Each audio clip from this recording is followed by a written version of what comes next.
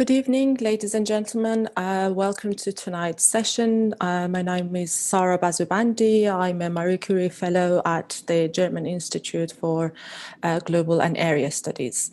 Tonight, we have three distinguished speakers who are going to unpack the recent presidential election in Iran and the possible consequences and implications that this election could have.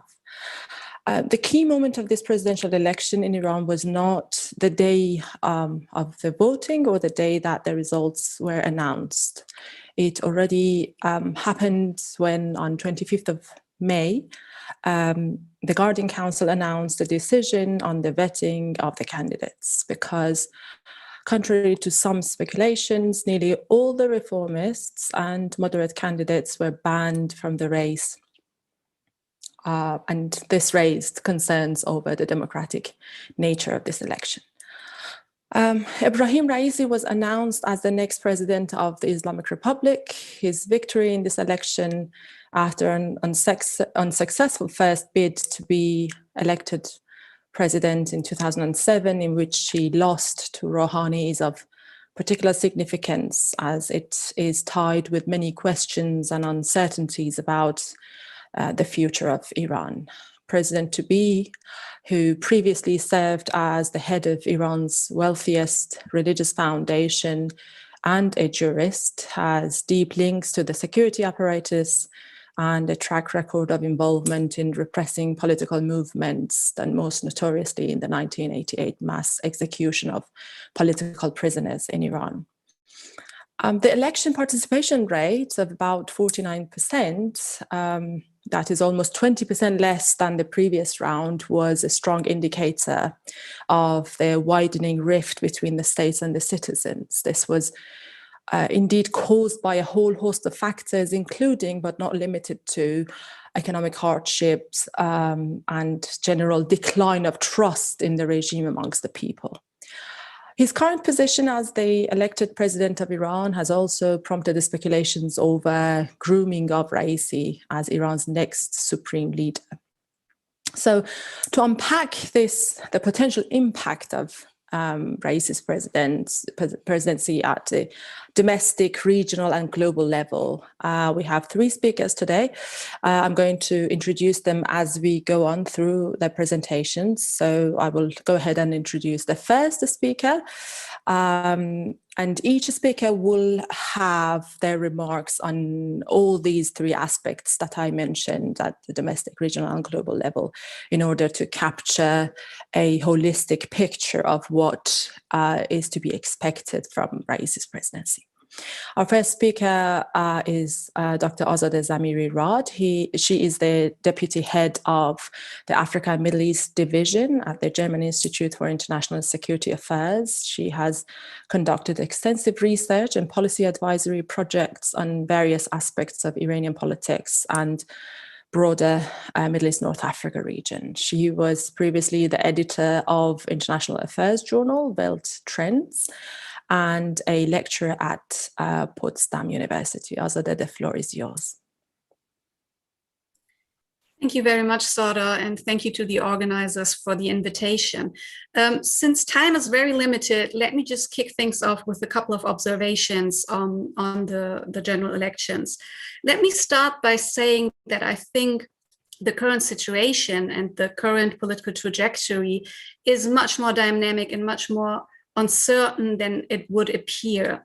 As you said, Sara, it seems like Raisi, the elected, basically the winner of these elections, is now in the best position to become the next supreme leader. But I think this is not a given. And in fact, things might turn out a little bit difficult for him as there are a number of challenges to overcome. For one, if you look at the conservatives and hardliners, this is not a united kind of faction. This is not a united camp or a united front. There are still other competitors around. There are other groups, families, and camps who still compete for power. There are also still other names circulating as potential successors, including the name of Khamenei's own son, Mojtaba Khamenei. This is one part of it. But the other part is also that the presidency itself is a quite challenging position. In fact, you could argue that it is the most difficult position to be in the entire political order. Traditionally, it has not really been beneficial for a political career to assume that post. And in fact, since 1989, not a single president has actually gotten out of the presidency unharmed. They were usually marginalized or ostracized. Now, this is something that could happen to Raisi as well. And add to that, that he doesn't really have much experience in actual day-to-day politics. His background is basically 4 decades of different kind of posts that he assumed in the judicial system. So it will, we have to wait and see how well he can actually navigate this very difficult political sphere where the president is basically an open target and exposed to broad criticism. So I think a lot will depend on how long he would actually have to perform on this position before the actual succession question arises. So just to put some limits on this, linear trajectory that Raisi is going to be the next supreme leader, I think there are some challenges to overcome. On the other side, if we look at the electorate, I think we see a couple of very interesting changes here. Obviously, we had the historically lowest turnout in presidential elections in Iran. And I do not think that the tipping point here was the pre-selection by the Guardian Council. In fact, we saw clear indication that even before that, a lot of people were not intending to actually take part in these kind of elections. And this is basically the outcome of more than 4 decades of general unresponsiveness of the Islamic Republic, of the state to popular demands here. So it doesn't really come as an entire, surprise here. But I think it is also important to mention that while we see a lot of apathy, we see a lot of anger, we see a lot of frustration, within those non-voters, we also see a lot of passion, we see a lot of determination, a lot of decisiveness to move forward. So we have to be careful not to mistake the kind of lower turnout for a lower drive towards social change. I think what is changing is that a majority of those voters no longer see voting as an adequate channel to achieve the desired change, at least not through traditional means of reformists. Which brings me shortly to the reformist camp, which is obviously one of the biggest losers here. I think we have seen at this point that the reformists have been rejected by both the state and the populace, at least at this point in time. I think there's no way around it. They need to go through a renewal process. There's been talk about reforming reformists for years now. I think this is the time where you cannot no longer actually put this on hold. So overall, I don't see just apathy and anger. I see a lot of drive still in the population. I think for some of them, the result was actually seen as a big success, as a deliberate act of resistance, as a clear statement of one of the few channels that they have to send a clear message to the state. And in that regard, it was actually quite successful because we are all talking about the low turnout, even in different circles of the Islamic Republic itself. This, of course, does not represent the entirety of those who did not vote, but I think a large portion of those who did not vote are looking for a new kind of avenue of political participation. So to sum up, I think the situation is way more dynamic. We don't necessarily, we won't necessarily see a very, calm time where Raisi can easily prepare his transition. The rift between society and state is likely to grow, and we're likely to see more tension and more fighting rather than less. Thank you, Azadeh. Thank you very much for drawing a very realistic picture of the situation on the ground. And as you mentioned, the presidential position has been a very difficult position in the sense that almost all the previous presidents have turned into an opposition themselves as soon as they left office. Former President Mahmoud Ahmadinejad was one of those very outspoken advocates for boycotting this election in response to his rejection by the council.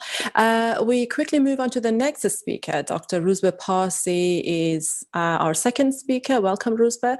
Rouzbeh is the program head of the Middle East and North Africa program at the Swedish Institute of International Affairs. He was senior research fellow at the EU Institute for Security Studies in Paris, focusing on the Middle East and Iran, Middle East in general, and Iran and Gulf states in particular. Prior to that, he was a senior lecturer at Lund University in Sweden. Rouzbeh, the floor is yours. Thank you very much, and thank you for the invitation. I agree a lot with what Azadeh said. I think it's important to be careful with how we extrapolate from any given situation in Iran, exactly because it is much more fluid and dynamic than many people give it credit for. Now, dynamic and fluid doesn't necessarily have to be positive, but it means that it is not in any case something that is predictable because it is already set. Now, I would try and add some things to what Azadeh said. I mean, first of all, yes, we're talking about a transition. We've been talking about this transition for many years, actually. So, I mean, at some point we have to wonder how we are defining this transition. But I think what is important in any case is that for the moment, it seems that those parts of the system that are really trying to call the shots and trying to be the only ones who call the shot, their idea of a transition involves not even the whole political elite and even less of the population. So, I mean, in that sense, the question is whether their understanding of a transition is something that is much more narrow, much more focused, which gives the impression of being very strong, but I think actually in the long run is going to be brittle. I think their grip on that power is going to be much more brittle than they are willing to understand themselves. The other thing, which is even more structural and long-term, is of course the fact that this is an age-old discussion in Iran that goes back to the constitutional revolution of 1905, 1906. That is, where is the source of legitimacy? And I think some of the people that we are seeing now advocating removing the presidency as an institution, what's the whole point of having elections? To some degree, they hark back to an old argument about the people not being the source of legitimacy. And I think that is, if I were to identify one very, very dangerous trend and very tragic trend, that would be it. Because I think that can only lead to greater fissures, and those fissures will at some point be settled with violence, probably. So that is, in my opinion, something that is quite dangerous. There is another kind of continuity that I think is important to point out, and that is the tragedy of all revolutions, which is that they are very bad at solving the problems that led to them and which they claim that they could solve. And in the case of Iran, obviously, the two ones that I think are most important is wealth distribution, that is the lack of it, and corruption. And the fact that this republic has not managed to do enough, not nearly enough on those issues, means that there is a tension and a dynamic within the political elite, no matter which colors they paint themselves in. So like any magnet that points to north and has a south pole, no matter how much you divide this magnet, it's going to have a north pole and a south pole. That is, this system is going to be stuck with this problem until they find some kind of proper solution. It doesn't matter whether there's principalists, not principalists, postmodernists, reformists, they can call themselves whatever they want. This issue is going to be something that's going to be their permanent headache until they solve it. And I think that is something that they all fail at, whether they're reformists or principalists. So far, I have not seen anything that looks like a convincing economic program. And that remains a very important weakness.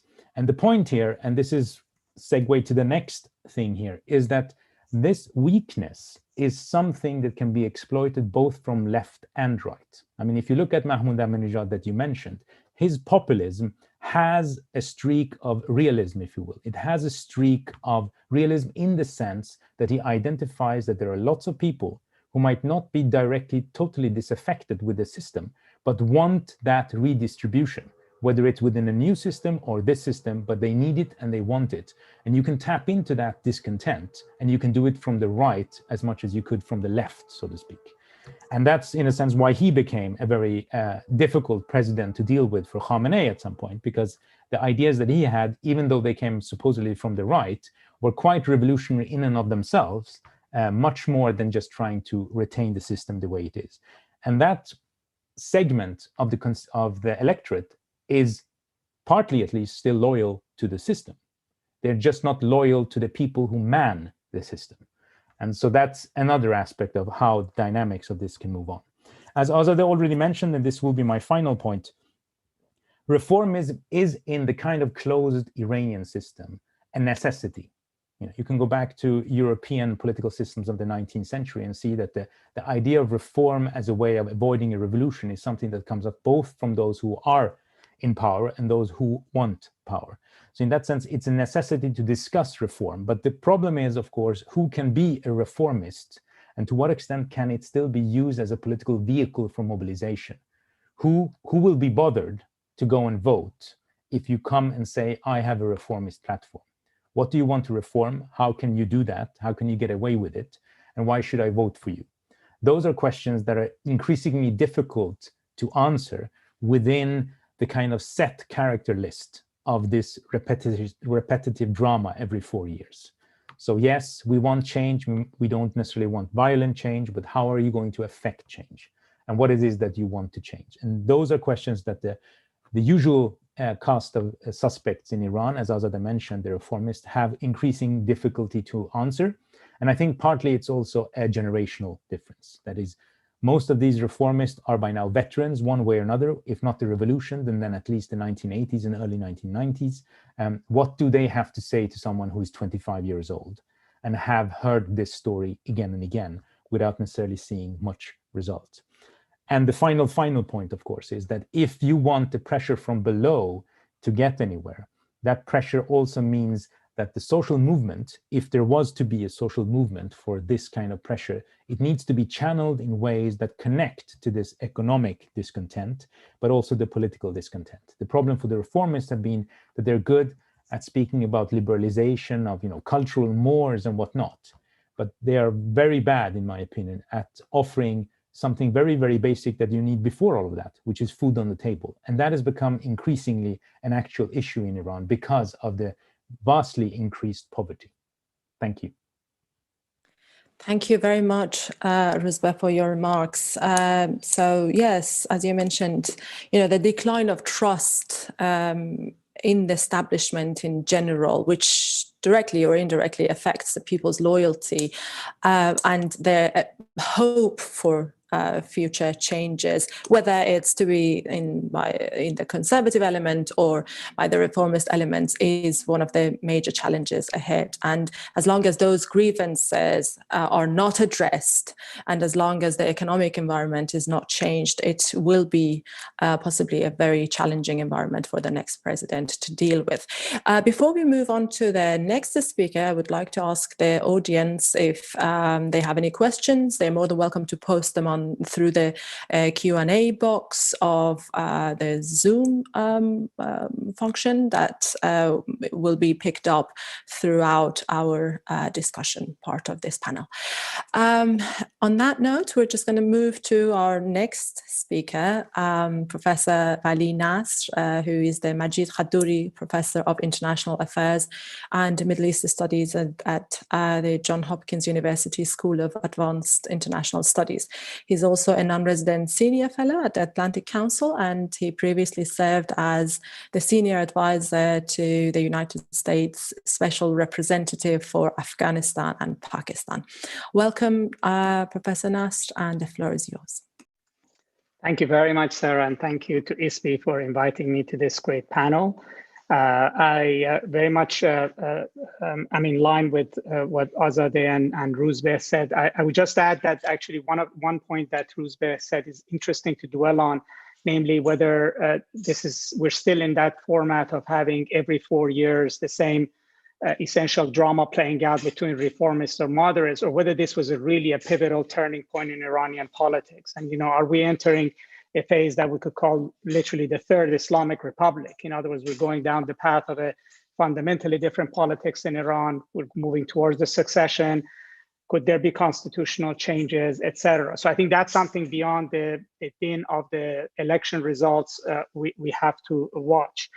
I would add one other point to the excellent analysis of public apathy and why Iranians didn't want to vote. One is that I think there is now significant disappointment on the promise of American engagement with the West. I mean, ultimately, what brought massive crowds for Rouhani every time was the idea that there was a there. In other words, if we engage, if we do things, sanctions could be lifted, we could be part of the world. And what Trump really did to Iran is pretty important. This election is under the shadow of the United States basically betraying Iran's middle class or those voters who supported Rouhani.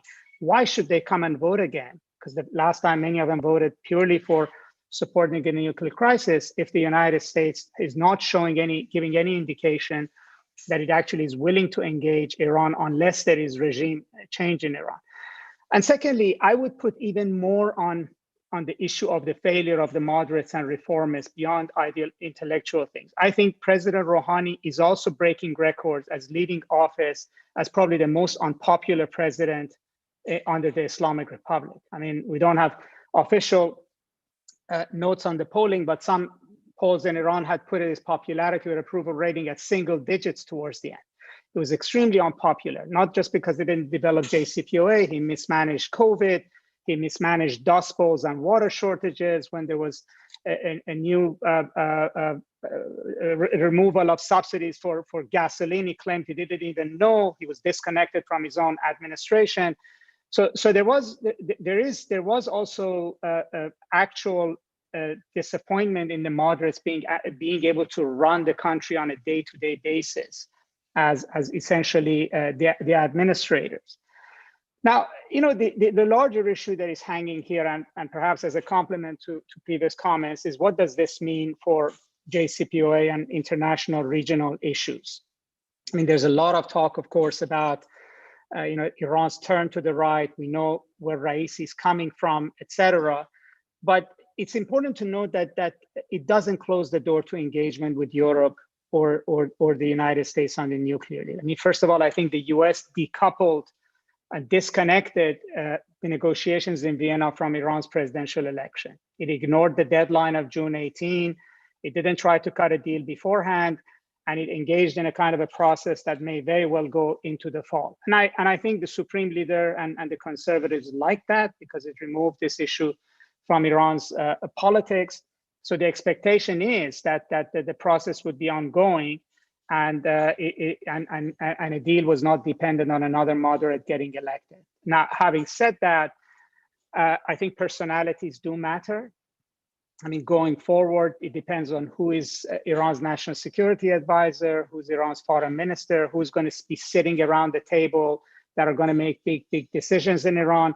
There's nothing in Mr. Raisi's own background that suggests that he has in-depth knowledge of international affairs, and nobody in his circle right now, other than the hardline former national security advisor, Saeed Jalili, that has any kind of an international background. And that's a case for worry. In other words, if you don't have people like Rouhani, Zarif, Arakchi, etc., sitting around the table, then the quality of decision-making in Iran could suffer. And then also negotiations matter. I mean, the current Iranian negotiators and American negotiators have negotiated with one another a previous time. They know each other very well. Having to negotiate with a new team coming from Iran, which doesn't have experience with JCPOA, doesn't know the characters in Europe or the US, could actually set back the process. So I'm not so worried about Iran in principle wanting to get a deal under Raisi, but rather whether the mechanics will work under a completely new team in the way in which it has. I would say that because of all the reasons that were mentioned by Azadeh and Rouzbeh, Raisi has a great deal of incentive to get this deal. The conservative consolidation in Iran cannot succeed if you can't put food on people's tables. The transition to a new supreme leader was going to be very unpredictable if Iran is under maximum pressure and is in a constant tension with its neighbors and the United States. So I think now that this engineered election has happened, now that they have their candidate in, now that the hardliners are in control, I think a different logic will apply than when they were sitting in opposition trying to prevent the moderates from consolidating power in Iran on the back of a deal with the United States. And I have to say that if Mr. Hemmati or Mr. Larijani had become president in Iran, they wouldn't have got a single one of their ministers passed through this parliament, let alone a deal with the United States. And in fact, ironically, Raisi has probably more sway with this parliament, more ability to manage them than those people would have. And so I'm not, if there is an actually viable deal in Vienna, I think there is motivation on part of Raisi to embrace its economic benefits, selling of oil, getting revenue, opening the country, bringing food to the table. than just rejecting it out of hand because it's some kind of an outreach with the West. And that's the reason why he's already announced that he's not opposed to the deal, and that he sees lifting of sanctions on Iran as a priority for the Iranian government. And then there is the regional issues, which is also important to note. Iranians themselves, the conservative Iranians, they say that his election will actually help. Again, it removes this ambiguity about who's in charge in Iran. I think it's very clear now who's in charge in Iran. It's the people that Saudi Arabia, UAE have always pointed their finger at as being the real source of the problem.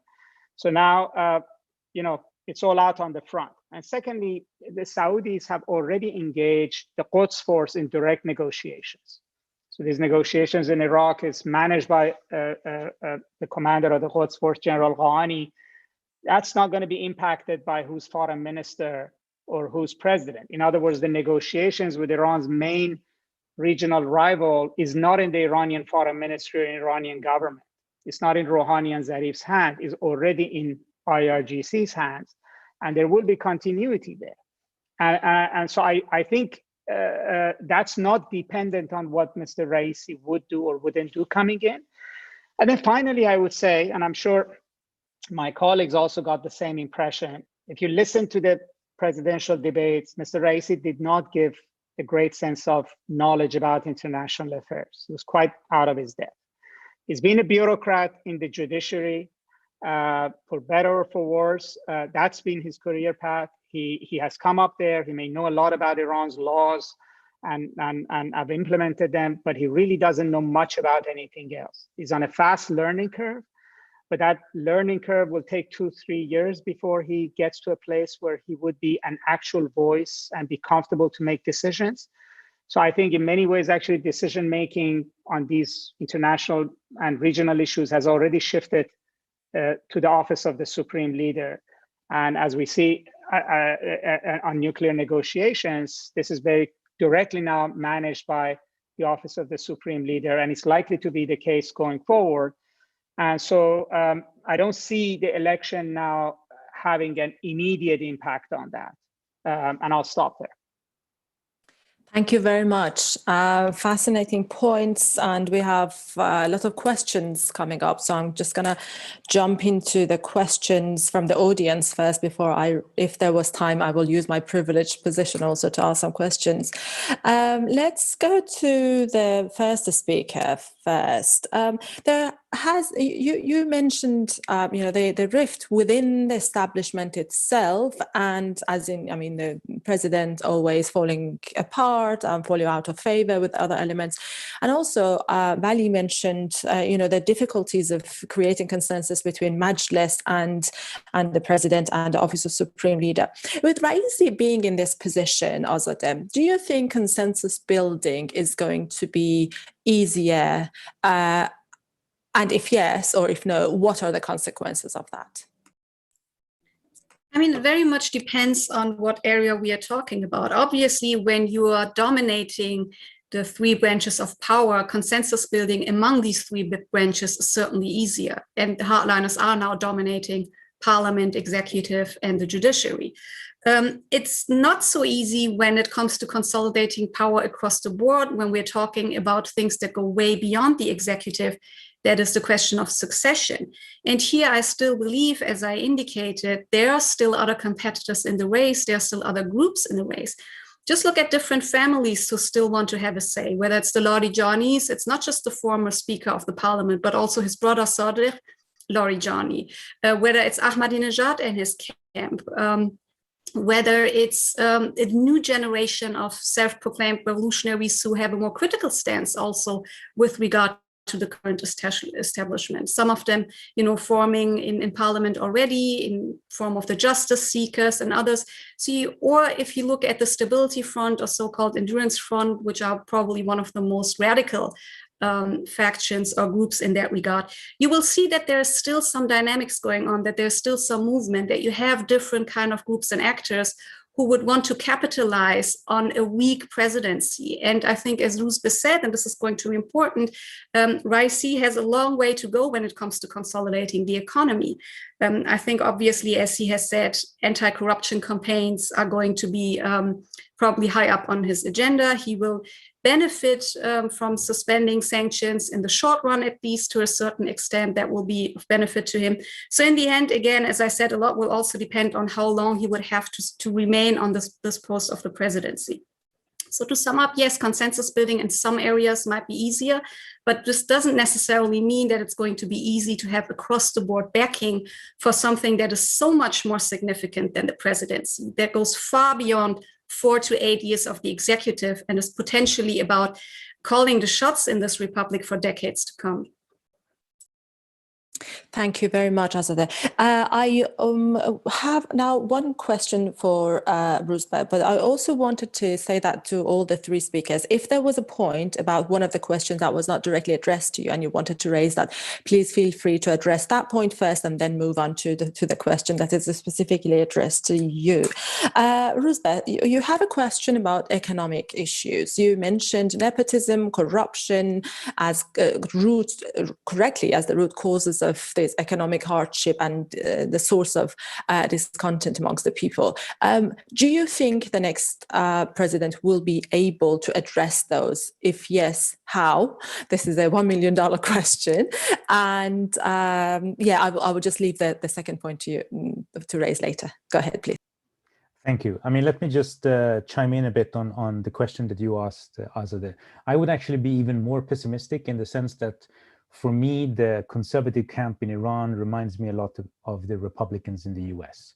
They're great at being against stuff. They're very bad at being for something. And you see that once they are in power, because when they are in power, they fall apart. I mean, the fact that these people couldn't even come to one single presidential candidate in election after election shows that there are lots of egos and lots of different undercurrents here. So the idea that they have consolidated all the branches of government is more true if you believe that the label means that much. But to say that the hardliners have consolidated the branches of government doesn't actually mean anything once you get down to the nitty-gritty of what kind of legislation are they going to support, all of them, what kind of policies do they want to pursue.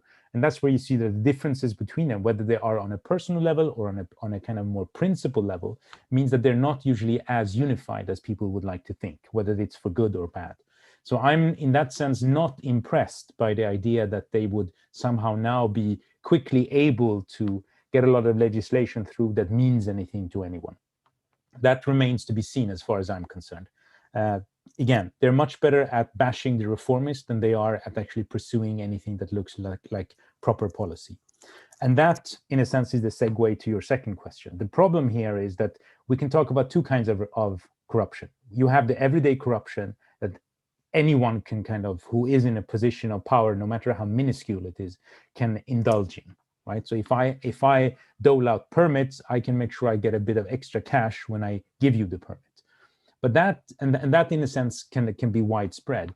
But the other one, which is the one that the government really has to deal with, is institutionalized corruption. And the problem, of course, with institutionalized corruption in a system where the state is so strong, both in economic field, but also politically so dominant, is of course that the roots and tentacles of that corruption goes very deep into the state itself. So basically, you're trying to pull yourself up by your bootstraps, which is often very difficult, if not impossible. So if Raisi really wants to do something about corruption, it means that he's going to not only trample, but actually quash a number of toes that belong to people that are equally or more powerful than he is himself. So he needs to then deftly play chess in various dimensions with different groups to be able to get away with that. And so there again, the question is, well, what is his conservative label good for? Because being conservative will not guarantee that everyone will support his anti-corruption drive, because some of that anti-corruption drive is going to hit other conservatives. So in that sense, he can do things. He can make certain things more transparent, especially when it comes to tenders and things like that. But Those more institutional things are going to be very difficult. He will need to do something about the lack of transparency in the banking system. He will need at some point to cut down to size the IRGC's various business branches and construction companies and so on. And the question is he willing and secondly able to take on those kind of institutionalized forms of corruption? Thank you very much, Roosevelt. I'll come back to you with another question shortly. Now, moving on to you, Vali. We have a couple of questions about the deal and the future of the deal. One is concerned with whether or not the engineering, so-called, of the election by, the voting and only letting very weak candidates to run along Raisi was prompted domestically in order to achieve a better deal with the West or not. And the second question is starts with the assumption that you are quite optimistic. I didn't really get that sense of optimism from your remarks. Are you really optimistic that Raisi is going to be able to carry out the negotiations to get a good deal if the deal is not done and dusted before he's sworn in August? Thank you. Thank you. First of all, just reflecting one sentence on the excellent analysis Roosevelt did. The two-ton elephant that was not that's been sitting in the middle of the room with corruption and the economy and wasn't mentioned even during the presidential debates directly is really the Revolutionary Guards and the extent of the Iranian economy that it controls. And it's definitely one of those white elephants that Raisi will be very hard pressed to challenge. I'm generally optimistic because I think both Iran and the United States need the deal. And I don't think that the deal in the short run really rests on Raisi. We have a tendency in the West, and when there is a reformist Iranian president, everybody dismisses them as being irrelevant. It's all the supreme leader. And then when we get a hardliner president like Ahmadinejad and Raisi, everybody immediately assumes as if the president in Iran is going to be making all the decisions. I think the process that Iran has embarked in on Vienna Accords predates Raisi. It's fairly advanced. There are some key political decisions that Iran and the United States have to make for the deal to be sorted out. And those are really above the pay grade of an Iranian president. And I think it ultimately comes down to the supreme leader, regardless of who was there. And these could come even before Raisi is in office. So then Raisi's impact on whether JCPOA is restored or not is limited. Then it comes to implementation. And again, the implementation part is not up to the Iranian president. It's up to the nuclear agency. And again, it comes under Iran's national security apparatus. And the issue of if Iran is going to agree to a follow-on deal, again, it has to be a system-level decision. So Raisi could increasingly, as we go forward and as he gets confident and he learns on the job, become a bigger voice on the national security debates. But in the short run, I don't think that's the case. And let's not forget, he probably is the Iranian president that has been most clearly appointed to his position by the supreme leader, is the one that has the greatest amount of legitimacy deficit and will need the supreme leader in the short run to support him. And so I don't see him being independent of the supreme leader and negating where the supreme leader wants to go on the nuclear talks. And during the presidential campaign, he stayed fairly close to the supreme leader. If the supreme leader accepts JCPOA, he accepts JCPOA. If he accepts Vienna, he will accept Vienna. So, but on the other hand, I think he has some advantages in making the deals to stick. In other words, moderates or Rouhani or Hemmati, et cetera, would have been far more hard-pressed dealing with conservative opposition to a deal than Raisi would be. That doesn't mean that everybody's going to get in line, but ultimately he's one of them, and that gives them certain advantage. I do think that the supreme leader and Raisi will have a very hard time managing Iran, as both Azadeh and Roosbeh said, if the economic situation remains the same. Yes, they could be comfortable for the next 6 months, 8 months, year, but beyond that, the economic forecast for Iran under the current conditions, without putting some economic impetus into society is very bleak, and that doesn't serve them well. And all of the issues that Azadeh and Rouzbeh mentioned, namely his lack of legitimacy, the infighting, even with the conservatives, fighting corruption, putting food on people's tables, all of these issues are likely to come apart under a weak president, illegitimate president, unless he can boost the economy. And he can't boost the economy unless he cuts a deal with the US. So I think, I don't see him, I think his rhetoric and the rhetoric of the conservatives should be separated from the reality that they're facing. So to that extent, I'm optimistic that pragmatically, if they don't want to implode, they would have to get to a deal. Thank you. Before I move on to the next questions, I just couldn't help but jumping in to ask my own question. Yes, Supreme Leader would like to micromanage the negotiation. This is not new. This is what he did under the JCPOA. He closely micromanaged every single step of the deal. And he's going to continue doing that. But the deal that what we got last time, we were unlucky that Trump became president and he started that maximum pressure campaign. And also there were some technical challenges within the deal. Like, for example, the dollar transactions were not resolved. The sanctions for human rights issues, for missile program, for regional activities, they all remained in place.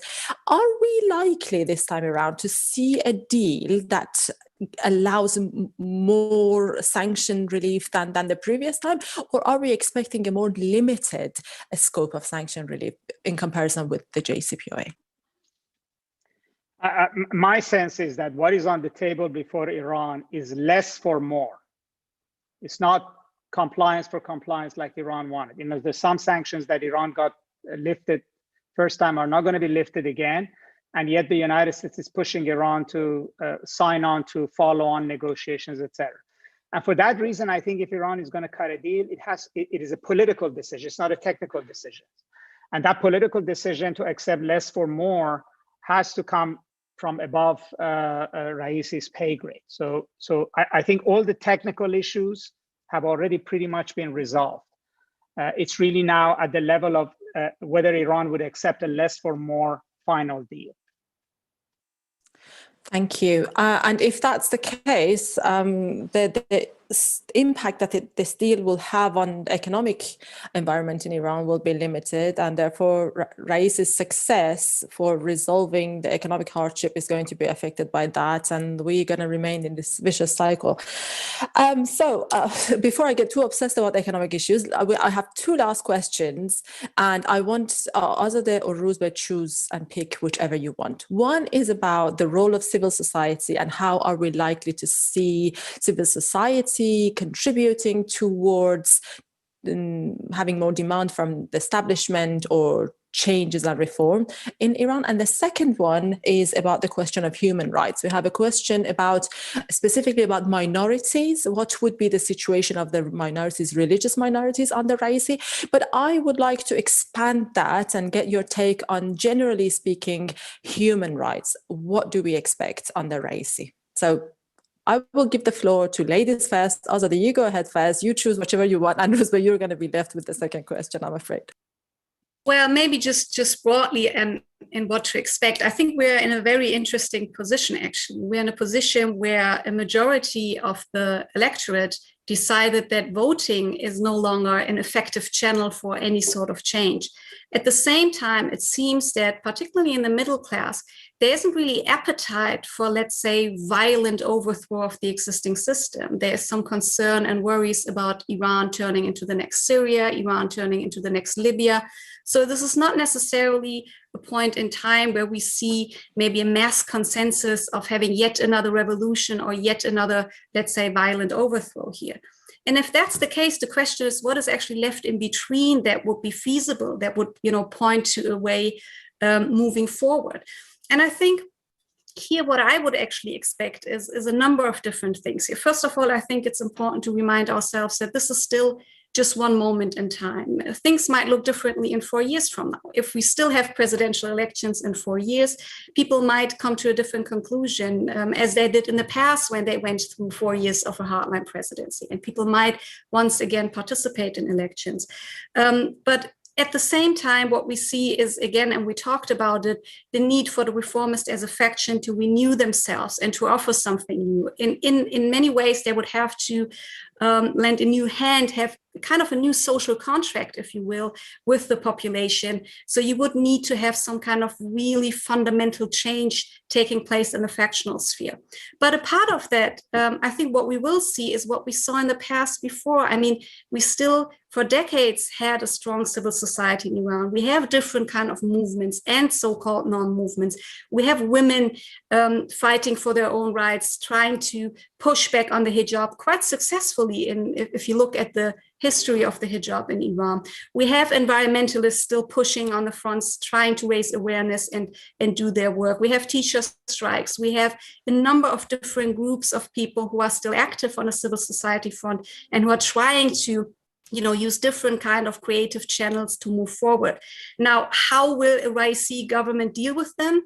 I think it's probably not that certain to say. I mean, there's different things here. One, I think a lot of people would expect way more brutal crackdowns, and this might likely be the case once we see more protests, once we see more, let's say, violent outbursts here. But at the same time, there might be some dynamics in place at some point where Raisi would be inclined to look for some further spaces in some areas of the society in order to garner a little bit more broader public support with regard to his own ambitions of becoming the supreme leader. This might be wrong. Maybe he has entirely given up on that, but I think it would be something to consider, that there are some spaces that he might be willing to open up, and he might be in a better position to do so, specifically because he is lacking legitimacy quite widely at this point. So overall, I expect civil society to remain vital, but under pressure. They have to face the same kind of systemic obstacles that they have faced in the past decades. They probably likely will face ongoing violence in case of larger challenges and protests, but I think they will continue. So this is not exactly the end, as I said, of public civil action in Iran. Voter apathy is not the same as having an apathy when it comes to political action. And so I expect a lot of more vitality and more drive to come from the space of the social realm. Thank you. Roosevelt, to you now. Thank you. If I may, I just want to have a rejoinder to what Vali said. I mean, I agree, but I think maybe I don't have your insights into what's happening in Vienna, but I would like to point out that to some degree, there has always been a part of the system that thinks that just muddling through economically is good enough, if it means you don't have to budge on other things. So in that sense, I am, if you will, more optimistic or pessimistic, depending on from which angle you look at it, that they will not give more to the US without getting what they want. The problem for the Iranians, of course, is that even if the United States gives up on the sanctions that have been added in contravention of the JCPOA, there are other kinds of sanctions the US has added during Trump, which are under terrorism label and other labels that are not part of the JCPOA. So in a sense, the US can get legally to eat its cake and still keep it. And that is, of course, both a practical problem, but also politically a problem if you come back to Tehran with a deal and you can you have it signed, but the US will still sanction you on some things because they have put it just under a different label. So that's a tricky thread to kind of get through the needle. Now, to your questions, Sarah, I mean, I think Azadeh is right. I mean, we have to make a distinction between people's willingness to engage in politics as a political activity and politics as an electoral activity. I mean, remember that after the brutal crackdown on students in 1999, everyone said, the student movements are finished, they're never going to engage in politics again. Then came 2009, and in a sense, a new generation, the next generation of students and others engaged. Now, that doesn't mean that they're willing to bang their heads bloody against this wall of the Nizam every 10 years. I'm not saying that, but I think there is, it's important to remember that unless you find another alternative, a totally systemically different alternative, at some point you're going to try and get some change, no matter how small it is, from within the confines that you're allowed to. The problem, in a sense, is that this system, or especially its repressive parts, tends to interpret everything as a threat to the state. I mean, the fact that you have bus drivers striking is not a systemic threat, unless you make it into a systemic threat by basically claiming that it's a security issue rather than a labor issue. And so in a sense, they're kind of, they're making things worse for themselves. And the question now is if Raisi and the system, being all conservative, so to speak, whether they feel more secure in the seat of power and would therefore be more lenient towards these kind of protests, or whether they would rather feel much more intolerant because they don't have to tolerate it, or that's at least their interpretation. So I think in that sense, it can go in both ways. But nonetheless, civil society, no matter what pressure it has been under, has always tried to survive, because the issues that they're trying to address and they're trying to organize around are issues that are part of their everyday lives. So it's not something you can just put on a shelf and come back to 10 years later. Thank you very much to all of you. We have about 10 minutes. I would like to give each and every one of you another 3 minutes for your closing remarks. If you have any points in relation to the previous questions or anything else that you would like to add. But the final question that I have on my list is linking the role of IRGC with the future of Iran. And I think we probably didn't really talk about IRGC enough. I'm glad that Vali mentioned the direct involvement of IRGC now in the negotiations with the GCC, specifically with Saudi Arabia, that is taking place in Iraq. And with that in mind, I'd like you, each and every one of you, if you have a point or two to make on the future role of IRGC. Are we likely to see stronger position than before? Are we not? Are we likely to see a complete takeover, which is the actual question here? So the floor is yours. We're going to go this time in reverse order. Vali, we start with you, and then to Rouzbeh, and then to Azadeh. Thank you. I mean, I guess the leitmotif of our conversation that there's a lot of unpredictability in Iran, and there are many fissures and there are many tensions, so nothing's really a given. But I mean, if you looked at the history of many other countries, Pakistan, Indonesia, Egypt, Myanmar, when militaries under the guise of national security become dominant institutions, then they get their fangs into the economy, when they become kingmakers in the political arena, it's not easy to get them out. They may change direction in terms of their foreign policy orientation, etc., but they don't easily leave.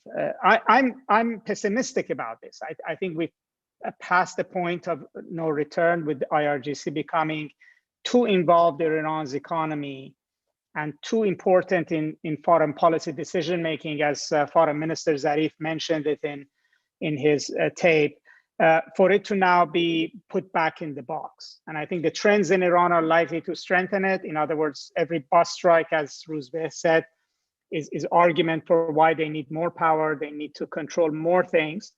And so I think, in a post-Khamenei era, depending on who the supreme leader is, they may not need to take over directly, but they're likely to continue to play an extremely dominant role. Thank you. Rouzbeh. Well, let me, just for the sake of argument, disagree slightly with Vali here. I mean, I think he's right on the historical trend when you look at other countries. But my counter argument would be that if you look at the Iranian military in the last century, no matter how much money people have poured into it, they have, in a sense, always been subservient to the political centers of power. Now, you could argue that the IRGC is not like the old Artesh of the Shah, even though they were even more, so to speak, cuddled by him. But I would still argue that the difference then is that the IRGC is also much more varied in its forms. I mean, the IRGC is not a monolithical institution. It's more like a Venn diagram within a larger Venn diagram, which is the political elite. So there are parts of the IRGC that are very much business oriented, and there are other parts who really love being in uniform. And they all belong to the IRGC, but really how much of a unified entity are they when it comes to those kind of existential political decisions, which is, shall we become a Praetorian Guard, or shall we stand back and just guard, so to speak? So in that sense, I would still argue that it's not perhaps a question of putting them back in the box. I don't believe in that's going to happen. But the question is, being out of the box, what does it mean? So maybe there is still a sliver of hope that it's not at least a total takeover, it's not a Pakistani military trajectory that we're looking at, not as long as those other political centers are still as strong as they are. I mean, just look at the way everyone reacted, not just the IRGC, but everyone around them, when two candidates coming directly, more or less, from uniform wanted to become presidential candidates. It was a kind of a more or less total rejection of that idea, you know, going back to quoting Khomeini, et cetera, about not getting involved in politics. Just to add to that, I mean, if we look back a couple of months, I think there was a lot of talk about militarization in Iran or further militarization, that the IRGC would be taking over the executive. And we actually saw a very big number of former IRGC commanders trying to run for the presidency. In the end, if you look at the selection by the Guardian Council, we had one former commander being allowed to run. That was it. That was Mohsen Rezai, who didn't make it in the end when it came to the elections. And I think this goes into the direction that what we heard from Rouzbeh in that regard, and also from Vali, that we might in some areas be overestimating the kind of influence and then the kind of ambition trajectory that the IRGC has, and in other areas probably underestimating it. But I think that when it comes to IRGC, I fully agree with Rouzbeh. It is difficult to talk about it as one solid institution. You have different groups, whether it's the intelligence organization, whether it's the Quds brigades, who are responsible for regional activities, whether it's within these kind of groups where you have those factionally leaning towards the reformists, factionally leaning towards hardliners. You do have the kind of dynamics and complexities that are in the system also represented within the IRGC itself. So these elections, I think, actually showed that they haven't taken over. Raisi is not really the IRGC candidate. He has close ties to parts of the IRGC, but he's not the traditional IRGC candidate. This is not to say that the IRGC could not have more impact and more influence in the years to come. But at this point, at least, I think some of those worst case nightmare scenarios that were built even just a couple of months ago, haven't really materialized. And maybe that's partly due because of some of those internal constraints that Rouzbeh has been laying out. Thank you very much, everyone. It was a great honor to be tonight with you and to chair this session. I think my take from this discussion, this excellent discussion, was that under the Rouhani administration, we talked a lot about uncertainties, economic uncertainties, political uncertainties, foreign policy uncertainties. And under Raisi, we ended up talking a lot about uncertainties about those uncertainties. So I would leave you with that note, that there are a lot of questions. There's to be a lot of these sessions to be held, and a lot of discussions and a lot of questions to be answered. Thank you very much for being here tonight.